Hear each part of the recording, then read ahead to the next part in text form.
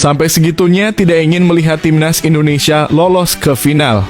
Ya, tuan rumah Qatar ternyata sudah menyiapkan rencana busuk sebelum laga semifinal antara Uzbekistan yang akan melawan Indonesia. Apakah rencana busuk itu dan apakah ini benar-benar ulah tuan rumah Qatar yang iri karena sudah lebih dulu kalah dan malah timnas Indonesia yang lolos ke semifinal? Piala Asia U23 Qatar 2024 sudah memasuki babak 4 besar atau semifinal. Dan 4 tim yang bertarung untuk memperebutkan tiket ke final ialah Indonesia, Uzbekistan, Irak, dan Jepang. Dari 4 tim tersebut, Uzbekistan dan Indonesia lebih dulu bertanding daripada Irak versus Jepang.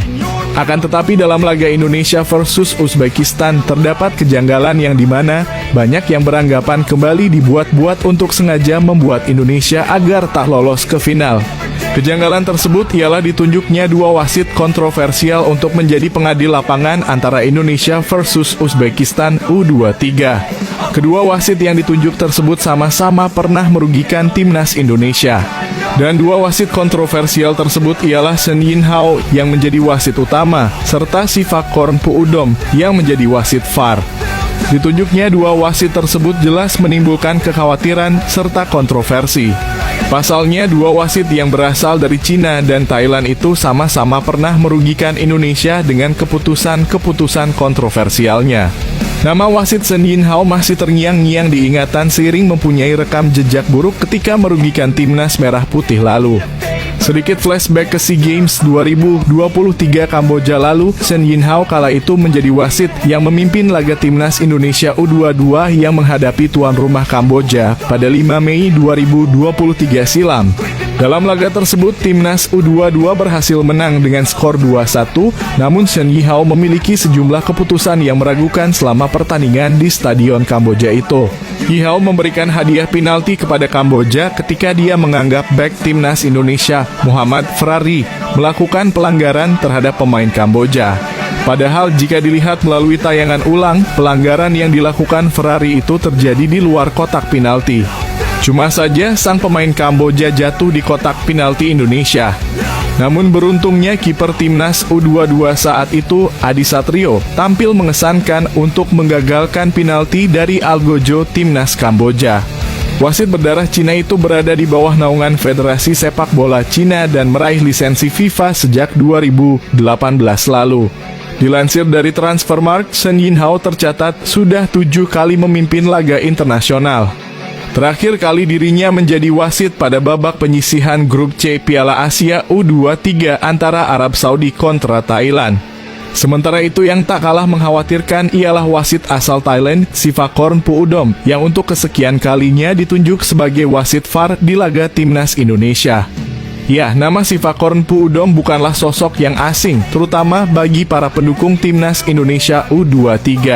Dia telah menjadi wasit VAR dalam pertandingan kontroversial antara tuan rumah Qatar U23 kontra tim merah putih U23.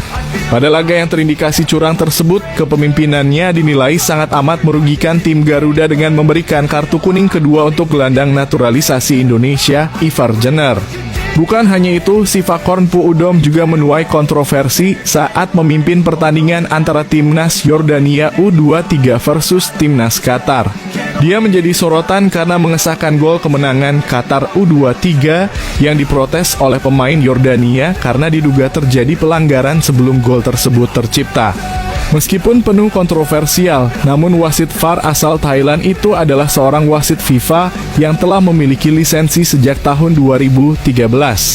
Dengan usianya yang masih 36 tahun, dia telah mengumpulkan pengalaman yang cukup luas di level Asia.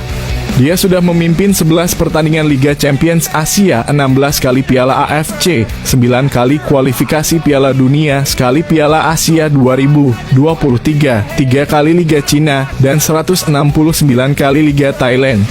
Dengan ditunjuknya 2 wasit penuh kontroversial tersebut, banyak yang beranggapan jika ini sengaja dibuat-buat karena tidak ingin melihat Indonesia lolos ke final. Tak terkecuali dari warganet Indonesia, banyak netizen yang sekaligus pendukung timnas Indonesia menilai kalau Indonesia memang sengaja ingin dijatuhkan. Aduh, ketemu wasit ini lagi. Kayaknya ini emang sengaja dibuat deh karena ingin menjatuhkan Indonesia, tulis netizen. Kenapa sih di laga-laga penting, timnas Indonesia selalu mendapat wasit kontroversial kayak gini? Kelihatan banget kalau gak ingin Indonesia lolos ke final, tanggap warganet lainnya. Kira-kira menurut kalian, ini emang sengaja dibuat atau emang sudah ketentuan dari AFC ya guys? Kalian sendiri yang bisa menilai ya guys. Di sisi yang berbeda, sebelum laga kontra Uzbekistan ini, timnas U23 Indonesia mendapatkan bonus senilai 23 miliar rupiah dari 23 pengusaha Indonesia. Bonus itu menjadi suntikan penyemangat bagi para pemain Garuda Muda yang tengah menghadapi semifinal. Bonus untuk para punggawa merah putih itu merupakan hasil penggalangan dana 23 pengusaha yang diinisiasi Kadin Indonesia Komite Tiongkok atau yang disebut KIKT. Marwarar Sirait selaku pemimpin penggalangan dana menyebut jika uang senilai 23 miliar rupiah itu sebagai penghargaan dan dukungan kepada tim nasional yang sudah berjuang serta tampil luar biasa di Piala Asia U23 yang berlangsung di Doha, Qatar. Pengumpulan bonus untuk tim nasional U23 tersebut dilakukan secara spontan dalam acara syukuran dan halal bihalal KIKT. Erick Thohir selaku Ketua Umum PSSI pun mengapresiasi bonus yang diberikan dari 23 pengusaha itu. Sebagai Ketua PSSI, inilah kehormatan yang luar biasa, di mana para pengusaha peduli karena memang kita mesti buktikan sepak bola ini mempersatukan Indonesia. Kita bisa lihat rakyat Indonesia, supporter sepak bola dari Sabang sampai Merauke, dari remaja hingga dewasa, mereka nonton bareng untuk melihat timnas kita yang sedang berjuang, tutur Erick Thohir.